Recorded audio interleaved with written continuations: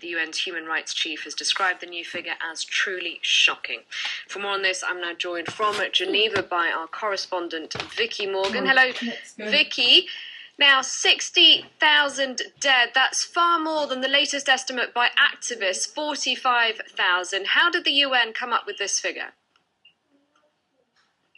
Well, there's no one independent in Syria observing events and reporting on what they see. So these numbers are perhaps the best guide to what's happened on the ground, even if they weren't gathered in the most perfect way.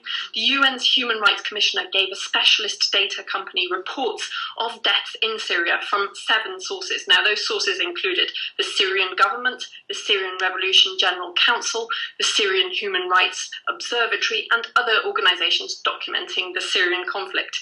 There were in total reports of some 150,000 deaths, but over 5 months, the team went through all of those reports, and where there was a first name and a last name and a date and a location for that death, then that death was noted.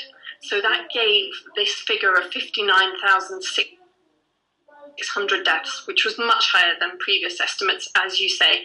Navi Pillay, the Human Rights Commissioner, grimly notes there's been no let-up in the conflict, so that number of deaths is probably and certainly above 60,000 now. And those figures hide some horrible trends. In the summer of 2011, there was something like 1,000 deaths a month in Syria. By the end of the period studied, in November 2012, it was more like 5,000 deaths a month. Homs, the area where most deaths occur, around 12,000 people thought to have died there. Now, there's some pretty strong language in the report released today, isn't there? Yes, definitely. The UN's human rights chief does point the finger at Syria in the first instance for letting things get so bad. She says that this loss of life could have been avoided, and I quote, if the Syrian government had chosen to take a different path than one of ruthless suppression of what was initially peaceful and legitimate protests by unarmed civilians. So that's harsh. But the harshest criticism is reserved for the international community.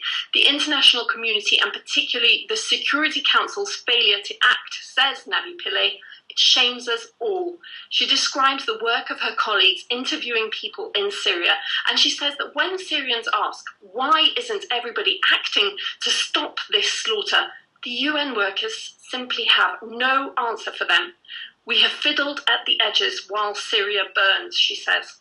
And the last line in this report, perhaps designed to appeal to people who may not care very much about human rights themselves, is that Syria will end up as another Iraq, another Afghanistan, or another Somalia, an area of great instability if nothing is done, costing billions and billions to everybody.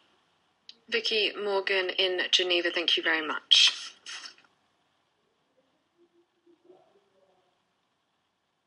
To the US, where the House of Representatives has approved a bipartisan deal to avoid the so-called fiscal cliff. The next step is for Barack Obama to sign it. The president has fulfilled his promise to raise taxes on the nation's richest households, but as Catherine Viette explains, there's plenty more wrangling to come.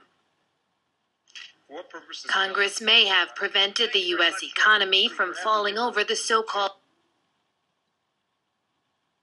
fiscal cliff, but the bill it passed has done little to rein in the huge annual budget deficits that have helped push the U.S. debt to $16.4 trillion.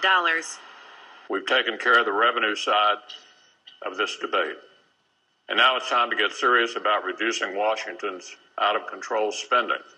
Congress will have to decide what to do about the sequester, automatic spending cuts, which will come up again in February, as well as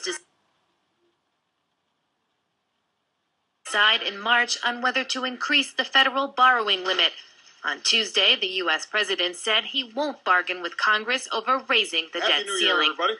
While I will negotiate over many things, I will not have another debate with this Congress over whether or not they should pay the bills that they have already racked up through the laws that they passed. Let me repeat. We can't not pay bills that we've already incurred. Many House Republicans say they will push hard for cuts to government entitlement programs like Social Security and Medicare. Entitlement reform is the only way that we are going to successfully get our arms around this massive now I guess it's $16.25 trillion national debt that is there. As Democrats and Republicans prepare to get back in the ring to hash out reforms to the tax code and spending cuts, one thing's certain, more fireworks can be expected. This Wednesday is the first of 3 days of national mourning in Ivory Coast after at least 61 New Year revelers were killed in a stampede. 2 survivors say wooden barricades near the stadium where fireworks went off are to blame. They say they were prevented from moving along a main boulevard, causing the crush of people. An estimated 50,000 people had gathered in Abidjan's Plateau district to watch the fireworks. And New Year celebrations also took a tragic turn in Angola. Local media says at least 10 people, including several children, were killed in a stampede. That was on Monday, but the details are only just emerging. Tens of thousands of people had gathered for a religious ceremony at a sports stadium in the capital, Luanda. Officials say scores were injured. In other news, hundreds of women have taken part in a rally in New Delhi calling for stringent anti-rape laws after the recent gang rape of a 23-year-old student. The march came as police prepare to formally charge her alleged attackers, and a government committee looks at changes to anti-rape legislation. In India, the protests and the prayers continue. It's been more than 2 weeks since the victim of this brutal attack was beaten and raped by a group of men on a moving bus in New Delhi. She died from her injuries last weekend.